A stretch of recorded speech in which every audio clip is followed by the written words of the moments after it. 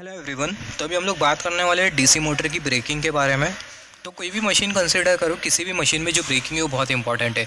कोई भी आप अगर मैकेनिकल मशीन कंसिडर करो, जैसे फॉर एग्जांपल अगर आप आईसी इंजन कंसिडर कर रहे हो, तो जो आईसी इंजन होता है वो क्या करता है, केमिकल एनर्जी को मैकेनिकल एनर्जी में कन्वर्ट करता है।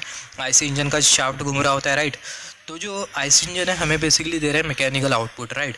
तो जो आईसी इंजन होता है उसका बहुत सारा एप्लीकेशन होता है, जैसे कि ऑटोमोबाइल में हम लोग आईसी इंजन का यूज़ करते हैं, राइट। बहुत से ऐसे एप्लीकेशंस होते हैं जहाँ पर हम लोग आईसी इंजन का यूज़ करते हैं। तो यहाँ पर ये जो आईसी इंजन है ये है क्या, ये एक तरीके की मशीन है। तो जो मशीन है इसमें जो ब्रेकिंग होती है वो बहुत इंपॉर्टेंट होती है, क्योंकि अगर हम लोग देखें अगर मशीन में अगर ब्रेकिंग ना हो तो ऐसे केस में जो मशीन है उसको हम लोग रोक ही नहीं पाएंगे। एक बार मशीन को अगर हम लोग टर्न ऑन कर दिए, फिर उसके बाद जो मशीन होगी वो चलती रहेगी चलती रहेगी। जो मशीन है उसको हम लोग रोक ही नहीं पाएंगे अपने अकॉर्डिंगली, राइट। अपने अकॉर्डिंगली मशीन को हम लोग रोक नहीं पाएंगे। हाँ, अगर हम लोग जैसे फॉर एग्जांपल अगर हमारे आईसी इंजन को अगर हम लोग कंसिडर करें, अगर पेट्रोल अगर ख़त्म हो जाता है, या फिर अगर आप मोटर को कंसिडर करो, अगर लाइट चले जाती है, तो ऐसे केस में बाय डिफ़ॉल्ट हमारी जो मशीन है वो क्या हो जाएंगी, टर्न ऑफ हो जाएंगी। मगर यहाँ पर हमारी मशीन टर्न ऑफ हो रही है क्या अकॉर्डिंगली, या फिर हम लोग बोल सकते हैं हमारी जो मशीन है वो बंद हो रही है एज़ पर द रिक्वायरमेंट, बंद हो रही है, नहीं बंद हो रही है। तो जो मशीन है उसे हमें बंद करना होता है एज़ पर द रिक्वायरमेंट। तो यही रीज़न की वजह से अकॉर्डिंग टू रिक्वायरमेंट, ज़रूरत के हिसाब से मशीन को बंद करने के लिए ये जो ब्रेकिंग होती है बहुत इंपॉर्टेंट होती है, राइट।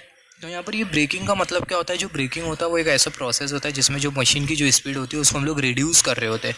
जैसे फॉर एग्जांपल अगर आप देखो, अगर आप ऑटोमोबाइल चला रहे हो और ऑटोमोबाइल में अगर ब्रेक ही नहीं है, तो क्या आप वो ऑटोमोबाइल को चला पाओगे? ऑब्वियसली नहीं चला पाओगे, क्योंकि ब्रेक नहीं है तो ये आपके लिए बहुत डेंजरस हो सकता है।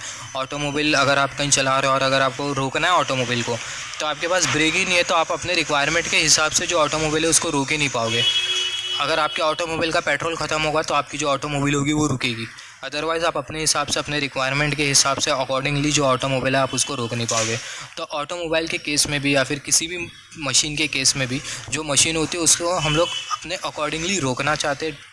तो यही रीज़न की वजह से जो ब्रेकिंग होता है मशीन में बहुत इंपॉर्टेंट होता है। तो जैसे कि हमने डिस्कस किया, जो ब्रेकिंग होता है वो एक प्रोसेस होता है जिसमें जो मशीन की जो स्पीड होती है उसको हम लोग रिड्यूस कर रहे होते हैं। क्यों हम लोग रिड्यूस कर रहे होते हैं? उसको हम लोग इसलिए रिड्यूस कर रहे होते हैं क्योंकि ये हमारी रिक्वायरमेंट है। हम लोग चाहते हैं कि मशीन की स्पीड कम हो, तो यही रीज़न की वजह से हम लोग कंसिडर करते हैं ब्रेकिंग। तो यहाँ पर अभी अगर हम लोग देखें, breaking is the process of reducing the speed of machine. यहाँ पर हम लोग मोटर कंसिडर कर रहे हैं तो हम लोग बोलेंगे मोटर। तो यहाँ पर अगर आप देखो, आपको मोटर की जो ब्रेकिंग है वो आपको बेसिकली दो टाइप की मिलेगी। एक होगी मैकेनिकल ब्रेकिंग और दूसरी जो ब्रेकिंग होगी वो होगी इलेक्ट्रिकल ब्रेकिंग। पहली है मैकेनिकल ब्रेकिंग और दूसरी जो ब्रेकिंग है वो इलेक्ट्रिकल ब्रेकिंग। जो मैकेनिकल ब्रेकिंग है इसमें भी अलग अलग टाइप होते हैं, जैसे फॉर एग्जांपल हाइड्रोलिक ब्रेकिंग हो गई, डिस्क ब्रेकिंग हो गई, ड्रम ब्रेकिंग हो गई। तो ये मैकेनिकल टाइप की ब्रेकिंग होती है। मगर ये जो मैकेनिकल टाइप की जो ब्रेकिंग जो होती है इसकी जो एफिशिएंसी होती है वो कम होती है, जिसकी वजह से जो मैकेनिकल ब्रेकिंग है वो आपको छोटे मोटे ऑटोमोबाइल में मिल जाएंगी, जैसे फॉर एग्जांपल कार हो गई या फिर आपकी बाइक हो गई, स्कूटर हो गई, तो उसमें आपको मैकेनिकल ब्रेकिंग मिल जाएगी। तो ये जो मैकेनिकल ब्रेकिंग होती है इसकी जो एफिशिएंसी होती है लेस एफिशिएंट होती है ड्यू टू फ्रिक्शन, जिसकी वजह से लॉसेस वॉसेस इंक्रीज होने लगते हैं।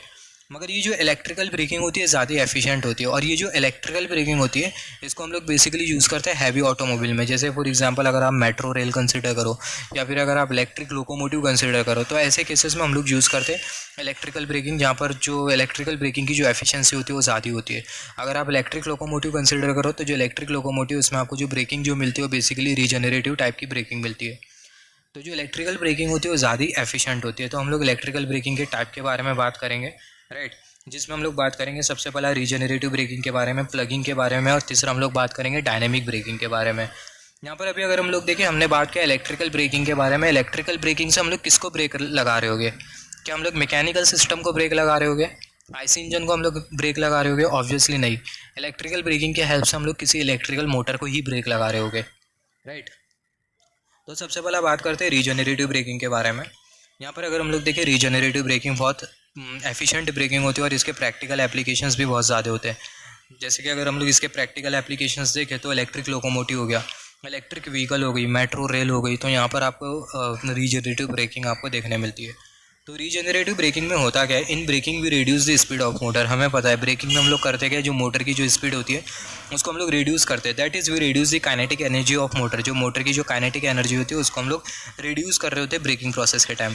ब्रेकिंग के टाइम आप मशीन की स्पीड को रिड्यूस कर रहे हो, इसका मतलब जो मशीन है आप उसकी काइनेटिक एनर्जी को रिड्यूस कर रहे हो। और काइनेटिक एनर्जी को रिड्यूस करने के लिए आपको जो काइनेटिक एनर्जी है उसको आपको दूसरे फॉर्म में कन्वर्ट करना होगा। राइट। तो रीजनरेटिव ब्रेकिंग में हम लोग करते क्या है, जो काइनेटिक एनर्जी होती है उसको हम लोग इलेक्ट्रिकल एनर्जी में कन्वर्ट कर रहे होते हैं ब्रेकिंग प्रोसेस के टाइम।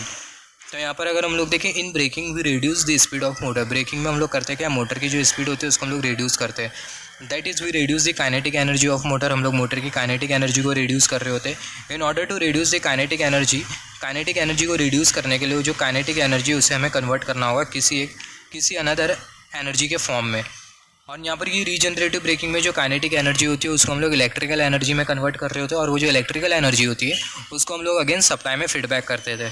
तो यहाँ पर अगर हम लोग देखें, in regenerative braking kinetic energy of motor during braking, जो काइनेटिक एनर्जी होती है मोटर की ब्रेकिंग प्रोसेस के टाइम, उसको हम लोग इलेक्ट्रिकल एनर्जी में कन्वर्ट करते हैं।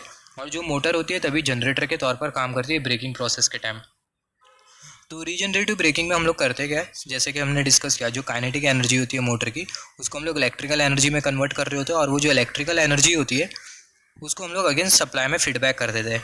ब्रेकिंग प्रोसेस के टाइम मोटर की जो काइनेटिक एनर्जी है उसको हम लोग इलेक्ट्रिकल एनर्जी में कन्वर्ट कर रहे होते हैं।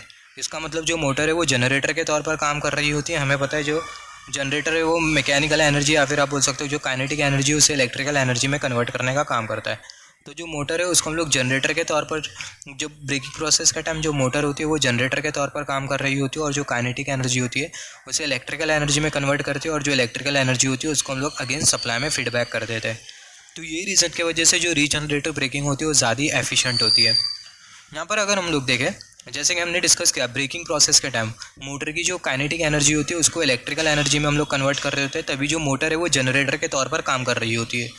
तो ब्रेकिंग प्रोसेस के टाइम मोटर को जनरेटर के तौर पर काम करवाने के लिए एक कंडीशन होती है। अगर वो कंडीशन अगर सेटिस्फाई होती है तभी जो मोटर होगी वो जनरेटर के तौर पर काम करेंगी ब्रेकिंग प्रोसेस के टाइम, और जो इलेक्ट्रिकल एनर्जी होगी उसको हम लोग सप्लाई में फीडबैक कर पाएंगे। अदरवाइज़ अगर वो कंडीशन अगर फुलफिल नहीं होती है तो ऐसे केस में ब्रेकिंग प्रोसेस के टाइम आपकी जो मोटर है वो जनरेटर के तौर पर काम नहीं कर पाएंगी। तो कंडीशन क्या है यहाँ पर अभी अगर हम लोग देखें, जैसे कि हमने डिस्कस किया, in regenerative braking motor act as a generator. Regenerative braking में जो मोटर है वो जनरेटर के तौर पर काम करती है ब्रेकिंग प्रोसेस के टाइम, और पावर को हम डिलीवर कर देती है सप्लाई की तरफ, या फिर बोल सकते हैं जो पावर है उसको हम लोग सप्लाई में फीडबैक कर देते हैं। यहाँ पर अभी अगर हम लोग देखें, वो कंडीशन के बारे में बात करते हैं। मोटर के केस में जो EMF है वो कम होता है टर्मिनल वोल्टेज से, और जनरेटर के केस में जो EMF होता है वो ज़्यादा होता है टर्मिनल वोल्टेज के कंपैरिजन में। तो अगर आपको मोटर को जनरेटर के तौर पर काम करवाना है, मतलब ब्रेकिंग प्रोसेस के टाइम मोटर को अगर हमें जनरेटर के तौर पर काम करवाना है, तो ऐसे केस में जो EMF वो ज़्यादा होना चाहिए VT के कंपैरिजन में। अगर EMF अगर VT के कंपैरिजन में ज़्यादा होता है तब जाके ब्रेकिंग प्रोसेस के टाइम आपकी जो मोटर होगी वो जनरेटर के तौर पर काम करेगी, और वो जो इलेक्ट्रिकल एनर्जी होगी उसको हम लोग सप्लाई में फीडबैक कर पाएंगे। तो यहाँ पर अगर हम लोग देखें, ये कब हो सकता है EMF ज़्यादा होगा VT के कंपैरिजन में, ये कब हो सकता है जब आपकी मोटर ज़्यादा स्पीड से चल रही हो। तो यही रीज़न की वजह से जो रीजनरेटिव ब्रेकिंग प्रोसेस होता है उसको हम लोग हाई स्पीड एप्लीकेशन के लिए यूज़ करते हैं, जैसे कि इलेक्ट्रिक लोकोमोटिव मोस्ट स्पेसिफिकली। तो यहाँ पर अगर हम लोग देखें, note that in regenerative braking we use motor as a generator. Regenerative braking में जो मोटर होती है उसको हम लोग जनरेटर के तौर पर चलाते हैं। मोटर के केस में जो EMF होता है VT के कंपैरिजन में कम होता है, जनरेटर के केस में जो EMF होता है वो VT के कंपैरिजन में ज़्यादा होता है। तो यहाँ पर अगर हम लोग देखें, ये बहुत इंपॉर्टेंट है, मोटर के केस में जो EMF होता है टर्मिनल वोल्टेज के कंपैरिजन में कम होता है, जनरेटर के केस में जो EMF होता है टर्मिनल वोल्टेज के कंपैरिजन में ज़्यादा होता है। In regenerative braking motor act as a generator. Regenerative braking के टाइम जो मोटर होती है वो जनरेटर के तौर पर काम करती है, और जनरेटर में जो EMF होता है वो ज़्यादा होता है VT के कंपैरिजन में। देयरफॉर इन रीजनरेटिव ब्रेकिंग में we need to run the motor at high speed. Motor को हमें हाई स्पीड पर चलाना होगा, जिसके वजह से होगा क्या, जो मोटर होगी वो जनरेटर के तौर पर काम करेंगी ब्रेकिंग के टाइम। यहाँ पर अभी अगर हम लोग देखें, अगर मोटर की स्पीड अगर कम होती है तो ऐसे केस में होगा क्या, जो EMF होगा वो कम होगा। EMF अगर VT के कंपैरिजन में कम चलेगा तो ब्रेकिंग प्रोसेस के टाइम आपकी जो मोटर होगी वो जनरेटर के तौर पर काम नहीं करेंगी, और जो काइनेटिक एनर्जी होगी उसको हम लोग इलेक्ट्रिकल एनर्जी में कन्वर्ट नहीं कर पाएंगे। तो जो मोटर की जो स्पीड है वो ज़्यादा होना चाहिए, मोटर की स्पीड ज़्यादा होनी चाहिए, जिसकी वजह से EMF ज़्यादा होगा। EMF अगर VT के कंपैरिजन में ज़्यादा चले गया तब जाके आपकी जो मोटर होगी, EMF अगर VT के कंपैरिजन में अगर ज़्यादा होता है, टर्मिनल वोल्टेज के कंपैरिजन में ज़्यादा होता है, तब जाके आपकी जो मोटर होगी ब्रेकिंग प्रोसेस के टाइम जनरेटर के तौर पर एक्ट करेंगी, और जो काइनेटिक एनर्जी होगी वो इलेक्ट्रिकल एनर्जी में कन्वर्ट होगी, और वो जो इलेक्ट्रिकल एनर्जी उसको हम लोग सप्लाई में फीडबैक कर देंगे। यहाँ पर अभी अगर हम लोग देखें, जब हम लोग मोटर पर ब्रेक लगा रहे होते हैं तो ऐसे केस में टॉर्क जनरेट होता है, जिसको हम लोग बेसिकली बोलते हैं ब्रेकिंग टॉर्क। तो जो ब्रेकिंग टॉर्क का जो डायरेक्शन है वो डेवलप टॉर्क के अपोजिट डायरेक्शन में होना चाहिए, तब जाके जो मोटर होगी उस पर लग पाएगा ब्रेक। अदरवाइज़ जो मोटर है उस पर ब्रेक नहीं लग पाएगा। अगर डेवलप टॉर्क और ब्रेकिंग टॉर्क दोनों अगर सेम डायरेक्शन में होते हैं तो ऐसे केस में जो मोटर है उस पर टॉर्क नहीं लग पाए, उस मोटर पर ब्रेक नहीं लग पाएगा। तो जो मोटर है उस पर ब्रेक लगाने के लिए डेवलप टॉर्क और जो ब्रेकिंग टॉर्क है दोनों का जो डायरेक्शन है वो कैसा होना चाहिए, अपोजिट होना चाहिए। तो यहाँ पर अगर हम लोग देखें, note that to apply braking in machine braking torque should be in the opposite direction of develop torque. Machine में या फिर बोल सकते हैं मोटर में ब्रेकिंग लगाने के टाइम जो ब्रेकिंग टॉर्क है वो अपोजिट डायरेक्शन में होना चाहिए डेवलप टॉर्क के कंपैरिजन में। तो शंट मोटर में होता क्या है, जो ब्रेकिंग टॉर्क होता है वो डेवलप टॉर्क के अपोजिट डायरेक्शन में होता है, जिसकी वजह से होता क्या है, शंट मोटर में जो ब्रेकिंग होती है वो बहुत हद तक क्या आसान होती है। यहाँ पर अगर हम लोग देखें, in shunt motor braking torque and develop torque remain in opposite direction during braking process. अगर आपके पास शंट मोटर है तो शंट मोटर पर अगर आप ब्रेक लगा रहे हो तो जो ब्रेकिंग टॉर्क का जो डायरेक्शन होगा वो अपोजिट डायरेक्शन में होगा डेवलप टॉर्क के, और आपकी जो मोटर होगी उस पर लग जाएगा ब्रेक। तो ये रीज़न की वजह से जो ब्रेकिंग होता है शंट मोटर का वो आसान होता है, मगर सीरीज़ मोटर की जो ब्रेकिंग होती है वो आसान नहीं होती, क्योंकि सीरीज़ मोटर के केस में जो ब्रेकिंग टॉर्क होता है और जो डेवलप टॉर्क होते हैं वो दोनों सेम डायरेक्शन में होते हैं। जो ब्रेकिंग टॉर्क होता है वो डेवलप टॉर्क के ही डायरेक्शन में होता है, जिसके वजह से सीरीज़ मोटर में ब्रेक लगाना इतना आसान नहीं होता। मगर सीरीज़ मोटर में अगर हमें ब्रेक लगाना है तो ऐसे केस में जो सीरीज़ मोटर है इसे हमें शंट के तौर पर चलाना होगा, जिसके वजह से होगा क्या, जो ब्रेकिंग टॉर्क होगा वो डेवलप टॉर्क के अपोजिट डायरेक्शन में होगा और आपकी जो सीरीज़ मोटर है उसमें लगेगा ब्रेक।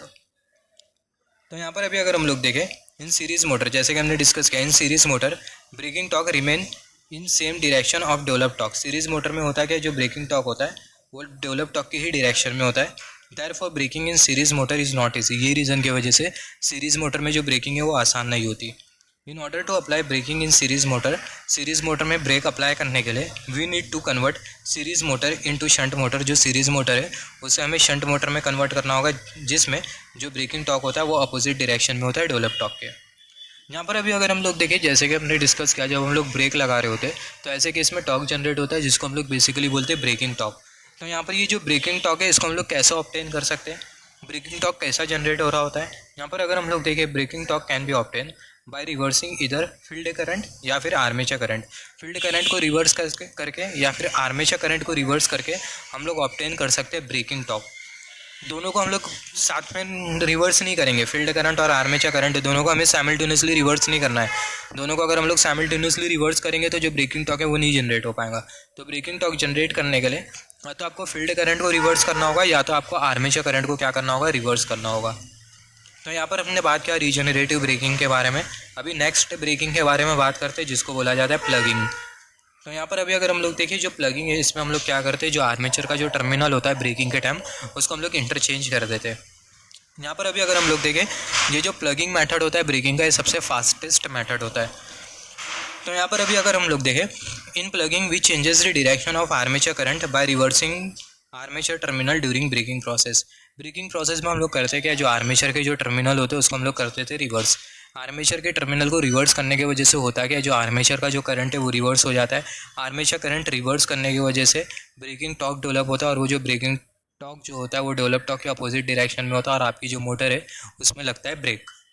तो यहाँ पर अभी अगर हम लोग देखें, यहाँ पर हमने कंसिडर किया है सर्किट, यहाँ पर ये हमने कंसिडर किया है आर्मेचर, यहाँ पर ये हमने ले लिया है दोनों टर्मिनल, यहाँ पर ये आर्मेचर के दोनों टर्मिनल, और यहाँ पर ये हमने कंसिडर किया ये है फील्ड। यहाँ पर अभी अगर हम लोग देखें, यहाँ पर अभी हमने ब्रेकिंग नहीं लगाया, मोटरिंग ऑपरेशन है, हमने कोई ब्रेक नहीं लगाया। तो जो आर्मेचर है इसके अक्रॉस जो पोलैरिटी है वो है यहाँ पर प्लस, और यहाँ पर हमें मिल रही है कुछ इस तरीके से माइनस।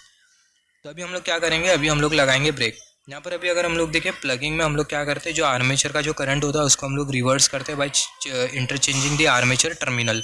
मगर यहाँ पर ये जो फील्ड हमें जो दिखाई दे रहा है, जो फील्ड वाइंडिंग हमें जो दिखाई दे रही है, जो फील्ड वाइंडिंग का जो करंट है इसके साथ हम लोग कुछ भी छेड़छाड़ नहीं करते। यहाँ पर अभी अगर हम लोग देखें, जो फील्ड वाइंडिंग का जो करंट होता है वो कांस्टेंट होता है प्लगिंग में। In plugging field winding current remain constant. तो यहाँ से आपको क्वेश्चन आ सकता है अच्छा खासा, कौन सी ऐसी ब्रेकिंग होती है जिसमें फील्ड वाइंडिंग का जो करंट होता है वो कांस्टेंट होता है। तो आपको 4 ऑप्शन दे दिया जाएगा, प्लगिंग, रीजनरेटिव, फिर उसके बाद rheostatic braking, none of the above. तो आपको क्या पुट करना होगा, आपको पुट करना होगा प्लगिंग, जिसमें जो फील्ड करंट होता है उसको हम लोग कांस्टेंट रखते हैं, फील्ड करंट में किसी भी तरीके का चेंज नहीं होता। यहाँ पर अभी अगर हम लोग देखें, अब तक हमने ब्रेक नहीं लगाया, मोटरिंग ऑपरेशन है। अभी हम लोग क्या करेंगे, अभी हम लोग लगाएंगे ब्रेक।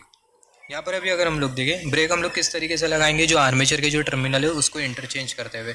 यहाँ पर अभी अगर हम लोग देखें जो आर्मेचर हमें जो दिखाई दे रहा है, आर्मेचर का जो टर्मिनल है उसको हमने क्या कर दिया, इंटरचेंज कर दिया। कुछ इस तरीके से हमने आर्मेचर के टर्मिनल को इंटरचेंज कर दिया। तो जब हम लोग आर्मेचर के टर्मिनल को इंटरचेंज करेंगे तो जो आर्मेचर के अक्रॉस जो पोलैरिटी होगी वो बदल जाएंगी। यहाँ पर हमें मिलेगी नेगेटिव पोलैरिटी और यहाँ पर हमें मिलेंगी पॉजिटिव पोलैरिटी। तो आर्मेचर के टर्मिनल को इंटरचेंज करने की वजह से होगा क्या, जो आर्मेचर का जो करंट होगा वो अपोजिट डायरेक्शन में होगा। आर्मेचर का करंट अपोजिट डायरेक्शन में होने की वजह से अपोजिट डायरेक्शन में टॉर्क लगेगा, जिसको हम लोग बोल रहे हैं ब्रेकिंग टॉर्क। और वो जो ब्रेकिंग टॉर्क होगा वो डेवलप टॉर्क के अपोजिट डायरेक्शन में होगा और आपकी जो मोटर है उस पर क्या लगेगा, आपकी मोटर पर लगेगा ब्रेक। यहाँ पर अभी अगर हम लोग देखें जो ब्रेकिंग ऑपरेशन होता है उसको हम लोग जनरेटिंग ऑपरेशन भी बोलते हैं। यहाँ से भी क्वेश्चन आ सकता है, प्लगिंग में जो ब्रेकिंग ऑपरेशन होता है उसको हम लोग जनरेटिंग ऑपरेशन भी बोलते हैं। यहाँ से आपको क्वेश्चन आएगा ऐसा, in plugging braking operation is also known as generating operation, motoring operation, और कोई दो ऑप्शन आपको दे दिया जाएगा तो हमें क्या पुट करना होगा, जनरेटिंग ऑपरेशन। तो यहाँ पर अभी अगर हम लोग देखें बाय चेंजिंग द डायरेक्शन, यहाँ पर अभी अगर हम लोग देखें ब्रेकिंग ऑपरेशन को हम लोग जनरेटिंग ऑपरेशन क्यों बोल रहे हैं, क्योंकि अगर हम लोग देखें जब हम लोग ये आर्मेचर के टर्मिनल को इंटरचेंज करेंगे तो होगा क्या, जो आर्मेचर है वो करंट को एब्जॉर्ब नहीं करेगा, जो आर्मेचर है वो करंट को डिलीवर करेगा। और हमें पता है जनरेटर के केस में जो करंट होता है वो क्या होता है, डिलीवर होता है।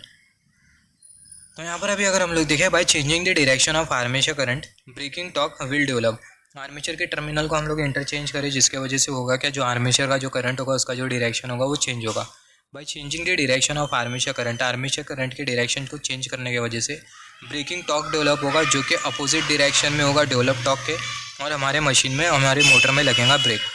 यहाँ पर अभी अगर हम लोग देखें braking operation is also known as generating operation. Braking operation को हम लोग जनरेटिंग ऑपरेशन भी बोलते हैं, because by reversing armature terminal armature will deliver power instead of absorbing energy, instead of absorbing power. तो जैसे कि हमने डिस्कस किया जो ब्रेकिंग ऑपरेशन होता है उसको हम लोग जनरेटिंग ऑपरेशन भी बोलते हैं, because by reversing armature terminal reverse करने से जो आर्मेचर का जो करंट होगा वो रिवर्स होगा, और जो आर्मेचर होगा वो क्या करेगा, पावर को डिलीवर करेगा इंस्टेड ऑफ एब्जॉर्बिंग। और यही रीज़न की वजह से जो आर्मेचर है वो जनरेटर के तौर पर काम करेगा, और ये जो मोटरिंग ऑपरेशन होता है, आई मीन जो ब्रेकिंग ऑपरेशन होता है उसको हम लोग बोलते हैं जनरेटिंग ऑपरेशन। तो आई होप यहाँ से आपको समझ में आ गया होगा जो मोटरिंग ऑपरेशन होता है उसको हम लोग जनरेटिंग ऑपरेशन क्यों बोलते हैं, क्योंकि जब हम लोग आर्मेचर के टर्मिनल को इंटरचेंज करते हैं तो जो आर्मेचर है वो क्या करता है, करंट को डिलीवर करता है इंस्टेड ऑफ एब्जॉर्बिंग। और यही रीज़न की वजह से जो ब्रेकिंग ऑपरेशन होता है उसको हम लोग बोलते हैं जनरेटिंग ऑपरेशन। यहाँ पर अभी अगर हम लोग देखें, note that if armature terminal is directly interchange, armature के टर्मिनल को अगर हम लोग सडनली अगर इंटरचेंज करते हैं तो जो आर्मेचर का जो करंट होगा वो बहुत ज़्यादा हो सकता है, सडन चेंज इन करंट बहुत ज़्यादा हो सकता है, जिसकी वजह से हाई वोल्टेज जनरेट होगा। और ये जो हाई वोल्टेज है आर्मेचर वाइंडिंग को क्या कर सकता है, आर्मेचर वाइंडिंग को डैमेज कर सकता है। तो ये रीज़न की वजह से जो हाई आर्मेचर करंट होगा इसे हमें क्या करना होगा, लिमिट करना होगा। ये करंट को लिमिट करने के लिए हम लोग क्या करते हैं, जो आर्मेचर वाइंडिंग होती है उसके हम सीरीज़ में हम लोग लगा देते हैं एक्सटर्नल रेसिस्टेंस। तो यहाँ पर अभी अगर हम लोग देखें, note that if armature terminal is directly interchange then armature current can be very high, armature current बहुत ज़्यादा हो सकता है, due to which high voltage can generate, high voltage generate हो सकता है आर्मेचर के अक्रॉस, आर्मेचर वाइंडिंग के अक्रॉस, और जो आर्मेचर वाइंडिंग है वो डैमेज हो सकती है, आर्मेचर वाइंडिंग में get damage. Therefore to limit high armature current को लिमिट करने के लिए हम लोग एक्सटर्नल रेसिस्टेंस का यूज़ करते हैं सीरीज़ में आर्मेचर वाइंडिंग के साथ। यहाँ पर अभी अगर हम लोग देखें जो एक्सटर्नल रेसिस्टेंस की जो वैल्यू होती है इसको हम लोग डिसाइड कर सकते हैं कि जो आर्मेचर है उसमें कितना मैक्सिमम करंट फ्लो होगा उसके अकॉर्डिंगली। यहाँ पर अभी अगर हम लोग देखें, value of external resistance is decided by maximum armature current, जो एक्सटर्नल रेसिस्टेंस की जो वैल्यू उसको हम लोग डिसाइड करते हैं मैक्सिमम आर्मेचर करंट के अकॉर्डिंग, जो कि हमारे आर्मेचर वाइंडिंग में फ्लो हो सकता है। यहाँ पर अभी अगर हम लोग देखें, ये जो प्लगिंग मेथड होता है ब्रेकिंग का, ये सबसे फास्टेस्ट मेथड होता है, मगर जो एनर्जी का जो डिसिपेशन होता है प्लगिंग में वो भी बहुत ज़्यादा होता है। Plugging is the fastest method of braking but energy dissipation is high in plugging. तो यहाँ से भी आपको क्वेश्चन आ सकता है, जो प्लगिंग होता है वो सबसे फास्ट मेथड होता है ब्रेकिंग का, मगर प्लगिंग में एनर्जी का डिसिपेशन भी हमें अच्छा खासा मिलता है। सिमिलरली नेक्स्ट जो मेथड है ब्रेकिंग का उसको हम लोग बेसिकली बोलते हैं डायनेमिक ब्रेकिंग, जिसका एक और एक नाम होता है रियोस्टैटिक ब्रेकिंग। तो यहाँ पर अभी अगर हम लोग देखें डायनेमिक ब्रेकिंग में हम लोग करते क्या है, in dynamic braking we replace supply connected with the motor from variable resistance.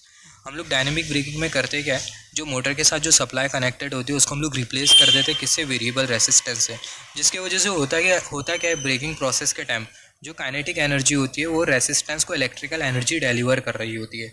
यहाँ पर अभी अगर हम लोग देखें, during braking process motor starts to deliver kinetic energy to resistance in the form of electrical energy. और यहाँ पर अभी अगर हम लोग देखें, जो डायनेमिक ब्रेकिंग है इसको हम लोग रीजनरेटिव ब्रेकिंग नहीं बोल सकते, क्योंकि उसका रीज़न ये है कि डायनेमिक ब्रेकिंग में या फिर बोल सकते हैं रियोस्टैटिक ब्रेकिंग में जो एनर्जी होती है उसको हम लोग सप्लाई में फीडबैक नहीं कर रहे होते हैं। यहाँ पर अभी अगर हम लोग देखें, dynamic braking can not be call as regenerative braking because during braking process energy is not returning to supply. यहाँ पर अगर हम लोग देखें, जो डायनेमिक ब्रेकिंग है जिसका करेक्ट नाम होता है रियोस्टैटिक ब्रेकिंग, उसकी सर्किटरी हमें कुछ इस तरीके से मिलेगी। तो यहाँ पर ये जो मोटर होती है इसको हम लोग सप्लाई से हटा देते हैं और इसको हम लोग वेरिएबल रेसिस्टेंस के साथ, मतलब ये लोड रेसिस्टेंस के साथ कनेक्ट कर देते हैं। उसकी वजह से होता है कि ब्रेकिंग प्रोसेस के टाइम मोटर की जो काइनेटिक एनर्जी होती है वो इलेक्ट्रिकल एनर्जी डिलीवर कर देती है सारी की सारी रेसिस्टेंस को। तो इसको ही हम लोग बेसिकली बोलते हैं रियोस्टैटिक ब्रेकिंग। तो तीनों ब्रेकिंग प्रोसेस के बारे में हमने बात किया, तीनों ब्रेकिंग के बारे में हमने बात किया। Just wait for a second. तीनों ब्रेकिंग के बारे में हमने बात किया, रीजनरेटिव ब्रेकिंग के बारे में, प्लगिंग के बारे में, डायनेमिक ब्रेकिंग के बारे में। जो रीजनरेटिव ब्रेकिंग है इसके प्रैक्टिकल एप्लीकेशन से ज़्यादा होते हैं। यहाँ पर ये जो प्लगिंग है फास्ट मेथड है ब्रेकिंग का, मगर लॉसेस ज़्यादा होता है। और तीसरा जो मेथड है वो है dynamic braking. Dynamic braking is also known as rheostatic braking, क्योंकि अगर हम लोग देखें डायनेमिक ब्रेकिंग में कुछ इस तरीके से यहाँ पर रियोस्टैट लगा होता है। तो ये रीज़न की वजह से जो डायनेमिक ब्रेकिंग होती है इसको हम लोग रियोस्टैटिक ब्रेकिंग बोलते हैं।